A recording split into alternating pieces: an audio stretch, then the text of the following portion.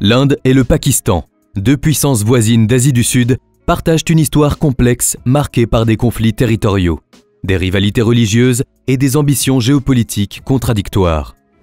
Depuis leur indépendance en 1947, ces deux pays se disputent la région du Cachemire, alimentant des tensions qui ont déjà conduit à plusieurs guerres. C'est pour cela que dans cette vidéo, on te propose de découvrir l'histoire des relations entre les deux pays, les conflits ainsi que la situation actuelle. Prêt? Alors c'est parti! L'histoire des relations entre l'Inde et le Pakistan débute avec la fin de l'Empire britannique en Inde en 1947. Lors de cette période de décolonisation, les Britanniques, sous la pression des mouvements nationalistes, décident de diviser le sous-continent indien en deux États distincts. L'Inde, majoritairement hindoue, et le Pakistan, majoritairement musulman. Cette partition, basée sur des différences religieuses, entraîne des déplacements massifs de population et des violences intercommunautaires qui feront plus d'1 million de morts et des millions de déplacés. Cette séparation brutale laisse donc des traces profondes, et dès les premières années de leur existence, l'Inde et le Pakistan deviennent des rivaux. L'un des principaux points de tension entre les deux pays est le Cachemire, une région montagneuse située entre l'Inde et le Pakistan. De plus, le Cachemire intéresse aussi des acteurs extérieurs comme la Chine, qui contrôle une partie de la région depuis une brève guerre avec l'Inde en 1962. Les tensions frontalières entre la Chine et l'Inde au Ladakh, notamment avec les affrontements de 2020, compliquent encore la situation, car Pékin entretient de bonnes relations avec le Pakistan. Les relations trilatérales entre l'Inde, le Pakistan et la Chine influencent donc fortement le contexte stratégique de la région. Mais revenons aux relations indo-pakistanaises. Lors de l'indépendance, les États princiers avaient théoriquement le droit de choisir leur rattachement à l'un ou l'autre pays. À cette époque, le Cachemire est dirigé par le Maharaja Hari Singh, un hindou, alors que la majorité de la population est musulmane. Hari Singh hésite entre rejoindre l'Inde ou le Pakistan, espérant rester indépendant. Cependant, il décide de signer un accord d'accession à l'Inde. Cette décision déclenche la première guerre indo-pakistanaise qui se déroule de 1947 à 1948 et qui se termine par un cessez-le-feu et la création d'une ligne de contrôle divisant le Cachemire en deux parties. Depuis, environ un tiers du Cachemire est contrôlé par le Pakistan et 2 tiers par l'Inde. La deuxième guerre indo-pakistanaise éclate en 1965. Elle a été déclenchée par l'opération pakistanaise Gibraltar, visant à infiltrer le Cachemire indien pour provoquer une révolte. En réponse, l'Inde a lancé des offensives dans le Cachemire et au Pendjab. Le conflit s'est terminé par un cessez-le-feu sous l'égide de l'ONU, avec des pertes importantes des deux côtés. La troisième guerre indo-pakistanaise a eu lieu en 1971 et a été principalement centrée sur l'est du Pakistan, qui est devenu par la suite le Bangladesh. Ce conflit a été déclenché par des tensions ethniques et politiques entre les populations bengalis et le gouvernement pakistanais. L'Inde a soutenu les forces bengalis et le conflit a conduit à l'indépendance du Bangladesh. Dans les années 1970, l'Inde commence à développer un programme nucléaire militaire et procède à son premier essai nucléaire en 1974. En réponse, le Pakistan initie son propre programme nucléaire soutenu par des ambitions de parité stratégique.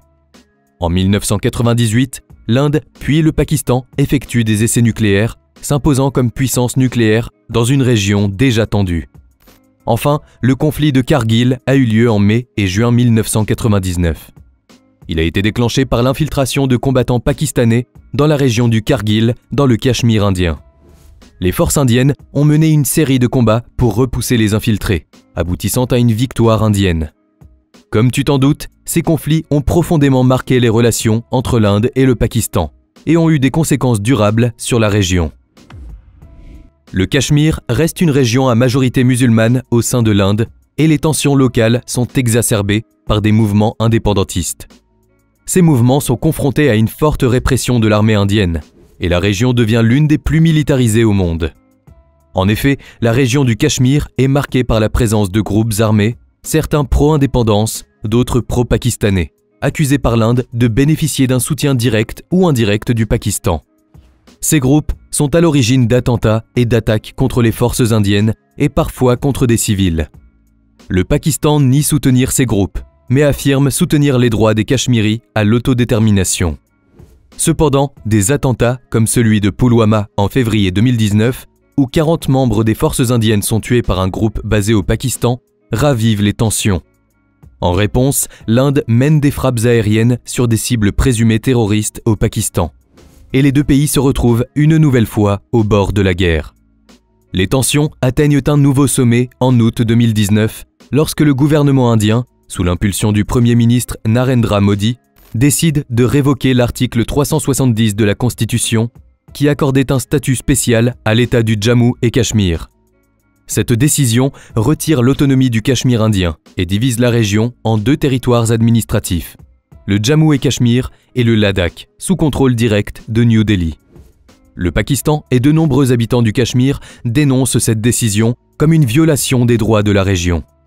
Cette décision s'est accompagnée d'arrestations massives, d'un bouclage total de cet État et d'une coupure des communications qui a duré des mois.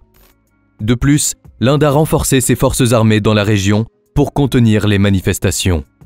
On remarque aussi que depuis la suspension de l'article 370 en 2019, les autorités indiennes ont restreint la liberté des médias et les manifestations publiques, limitant ainsi drastiquement les libertés civiles.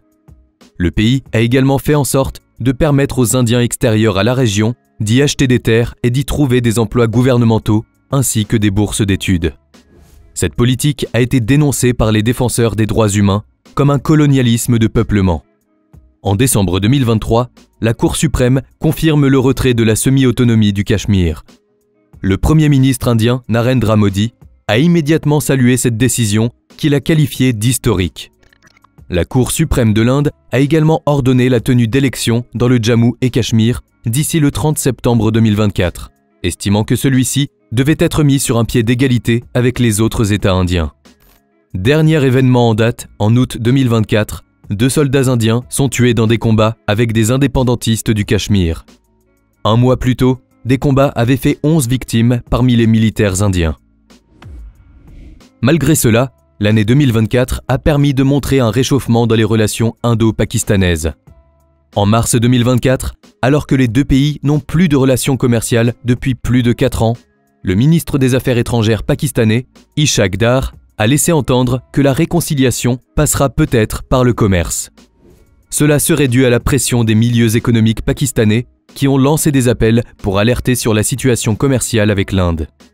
En effet, le Pakistan achète des marchandises provenant d'Inde mais via Dubaï ou Singapour, ce qui augmente considérablement les coûts. Ainsi, Islamabad importait pour près de 2 milliards de dollars de marchandises indiennes.